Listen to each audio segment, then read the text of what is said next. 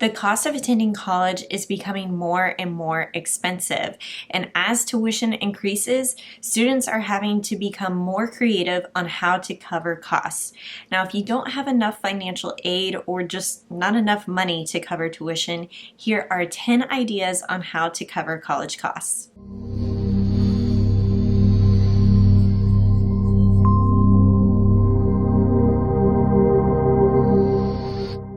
Hey guys, it's Justine with The College Investor, investing and personal finance for millennials. Today we are going to be covering 10 ideas, 10 ways for you to cover college costs. Your first idea is to choose a cheaper college. Now, private out-of-state universities and colleges are going to be the most expensive way to fuel your higher education. Now, a step down from that would be to select a public university that is in state. You are going to get that full university experience without that private school costs.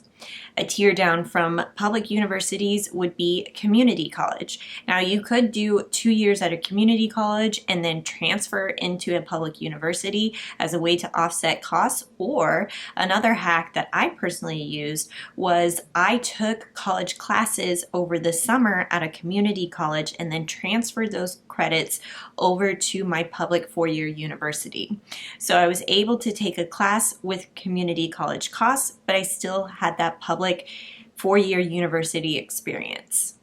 Your second idea is to join the military. Now, there are several financial aid opportunities for those who join the U.S. Armed Forces, including ROTC scholarships and the GI Bill. The third way to cover college costs is to cut those expenses. So what I mean by that is buying used textbooks, getting a roommate, really hacking all of those college expenses and keeping them down. That could include walking or riding a bike to campus, maybe doing a potluck with friends on campus so that you are sharing meals. And oftentimes, at least this was true for me, is when I joined different student organizations or clubs on campus, they would invite you in with free pizza, and every college student loves free pizza. So that's another way that you could cut down on college expenses. Your next idea is to get a job. You can hack this by working full-time during the summer, save up enough money, and then live off of those savings throughout the school year so you don't have to work during the school year.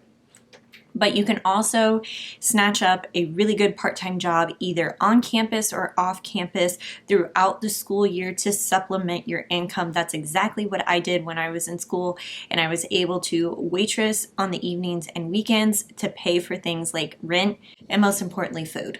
Another way to pay for college is to sell your stuff. Now, other college students are often looking for a good deal. So you could sell your textbooks directly back to other college students as a way to help you pay for tuition or pay for the next set of textbooks. My sister was able to do this, and she also sold her old bed set using Facebook Marketplace so that she didn't have to haul it all the way back home with her. And some other college student got a really good deal. Your sixth way to help pay for college is to ask friends and family for help. Now, instead of getting a birthday gift or a Christmas gift, you can ask for donations to your college tuition. The next idea is to get help from the IRS. Now, when you file your federal tax return, you can actually claim certain tax deductions for your educational expenses. So the American Opportunity Tax Credit is a partially refundable tax credit where you can claim up to $2,500 towards educational expenses depending on your tuition and textbook costs. Then there's also the Lifetime Learning Tax Credit where you can claim up to $2,000 in tax deductions.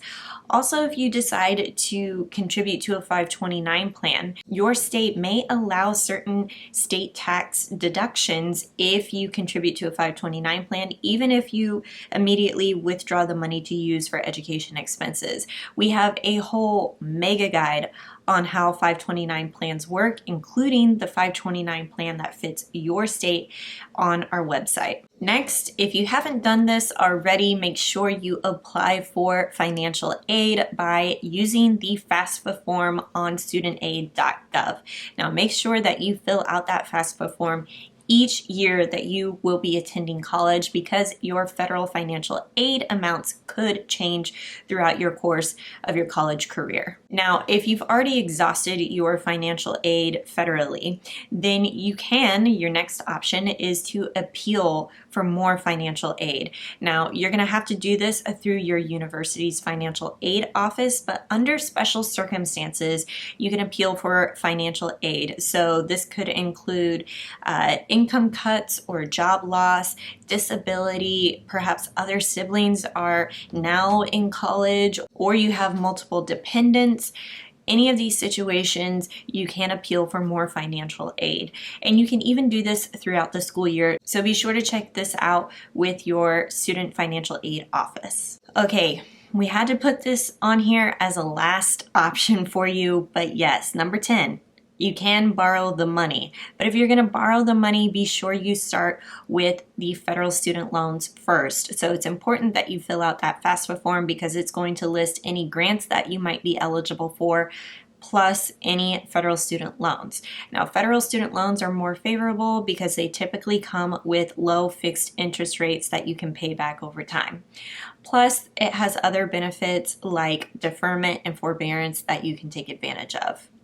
But if that's not the case and if you have exhausted those resources, then you can look at private student loans. However, you might need a cosigner when it comes to private student loans, and their interest rates are often higher and sometimes variable, meaning those interest rates may change over time and it might cost you a lot.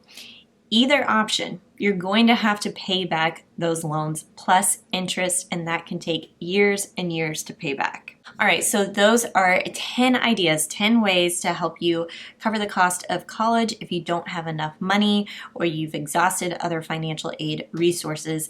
If you want more ideas on how to pay and save for college, we have a ton of free resources for you over at thecollegeinvestor.com.